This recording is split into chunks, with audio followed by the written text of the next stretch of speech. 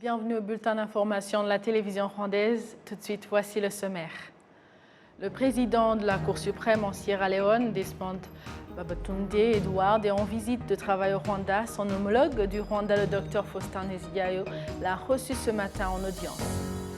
Au sommaire également, le ministère rwandais du Commerce et de l'Industrie a annoncé que l'augmentation du prix du lait envoyé dans les industries de traitement de lait va encourager les agriculteurs à améliorer leur productivité afin que ceux qui en ont besoin sur le marché en trouvent suffisamment.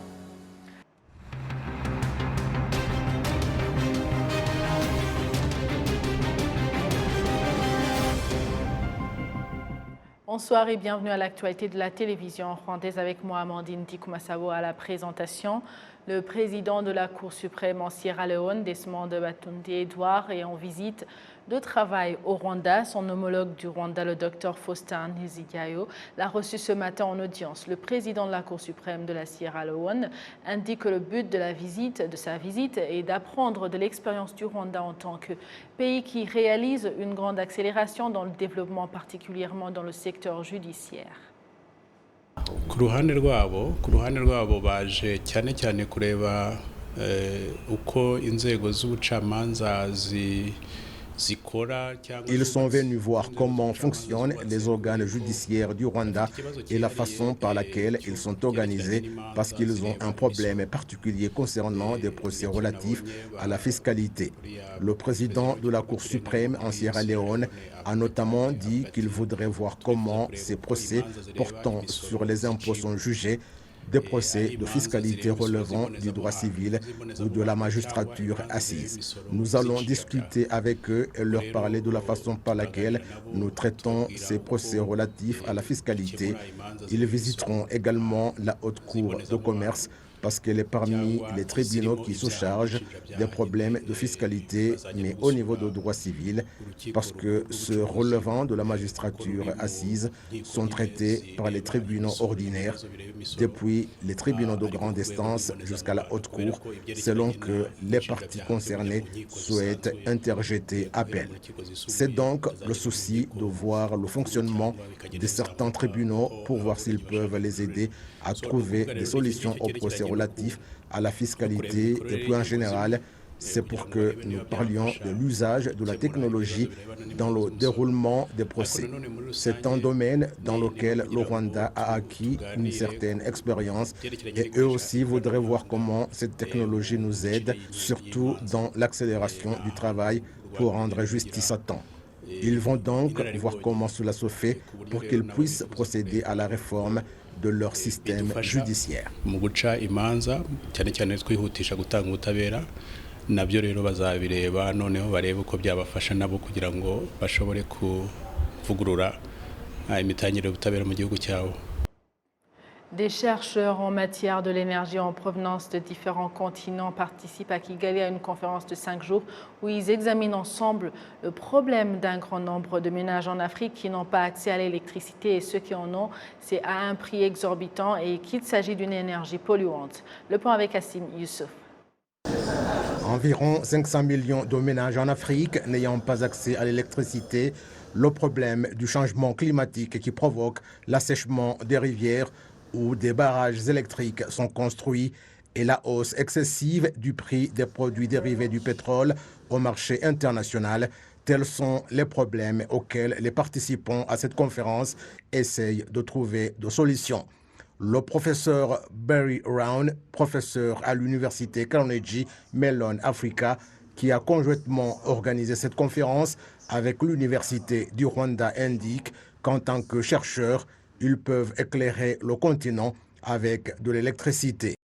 The IEEE Power Africa Conference actually has been running for a long time. Cette conférence africaine portant sur le problème de l'électricité est discutée depuis longtemps et beaucoup pensent qu'il existe de nombreuses opportunités de développement énergétique sur ce continent pour aider à changer la vie de beaucoup de ses habitants. Ce qu'on fait dans cette conférence, c'est examiner comment construire ensemble des infrastructures.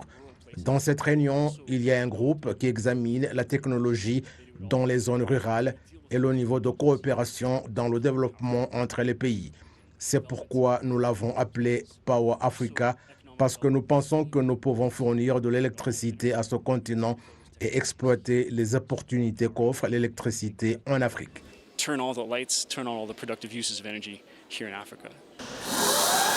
La technologie Ampersand dont se servent les motos au Rwanda est parmi celles qui ont été présentées aux participants de la conférence et elle est parmi les 100 programmes de technologie que le Forum économique mondial a sélectionné cette année qui contribuent à trouver des solutions aux problèmes de changement climatique auxquels le monde est confronté. Le directeur général d'Ampersand, Josh Wall, indique que cette technologie est en train de répondre à la hausse des prix des produits dérivés du pétrole et qu'elle est non polluante.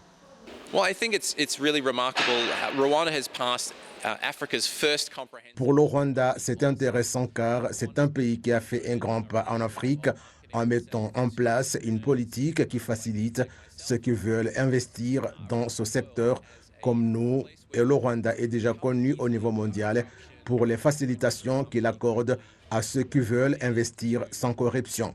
Vous pouvez faire enregistrer une entreprise rapidement et essayer une nouvelle technologie qu'on peut diffuser partout en Afrique, comme nous l'avons lancé au Kenya. C'est une technologie non polluante car il s'agit de véhicules sans produits dérivés du pétrole qui n'émettent pas de fumée toxique comme les véhicules qui utilisent des produits pétroliers. Le ministre des Infrastructures, le Dr Ernest Nsabimana, indique que le Rwanda a beaucoup fait en ce qui concerne la distribution de l'électricité et que les ménages qui ont accès à l'électricité sont à hauteur de 72%. L'on compte en Afrique environ 500 millions de ménages n'ayant pas accès à l'électricité, alors que le 7e objectif de développement durable montre que l'objectif du monde à l'horizon 2030 est que tout le monde ait accès à l'électricité à prix abordable et à l'énergie non polluante. Le ministère rwandais du Commerce et de l'Industrie a annoncé que l'augmentation du prix du lait envoyé dans les industries de traitement de lait va encourager les éleveurs à améliorer leur productivité afin que ceux qui en ont besoin sur le marché en trouvent suffisamment. Il a été observé qu'il y a des vendeurs qui augmentent les prix de lait alors qu'à l'usine, les prix restent le même. L'une des usines de traitement de lait, Inyange Industries, indique que la quantité de lait produit a diminué, causant un impact sérieux sur ceux qui en achètent, comme explique Bahati Jean-Claude, chargé de la normalisation des produits traités par cette usine. Au cours du budget national exercice 2021-2022, les industries de traitement de lait ont reçu 117,5 millions de litres de lait par la demande intérieure. La direction d'Inyange Industries étant l'une des usines qui traitent le lait qui recevait généralement 120 000 litres de lait par jour et en reçoit maintenant la moitié. Le prix payé à l'éleveur pour un litre de lait a été revu au cours des 2 derniers mois afin de l'aider à faire face à la variation du coût de produits laitiers. Parlons maintenant de l'Institut national des statistiques au Rwanda qui annonce le nombre de ménages recensés lors du 5e recensement de la population a atteint 72%, alors que les activités de recensement doivent se terminer la semaine prochaine. Le recensement général de la population et de l'habitat au Rwanda est en cours pour la 5e fois et il est prévu que les activités de recensement se terminent le 30 août de ce mois. Merci à vous tous qui étiez avec nous, toute l'équipe qui a réalisé ce bulletin d'information avec moi-même. Nous vous souhaitons de passer une agréable soirée. Vous étiez avec Amandine Dikomasavo. À la prochaine et d'ici là, portez-vous bien.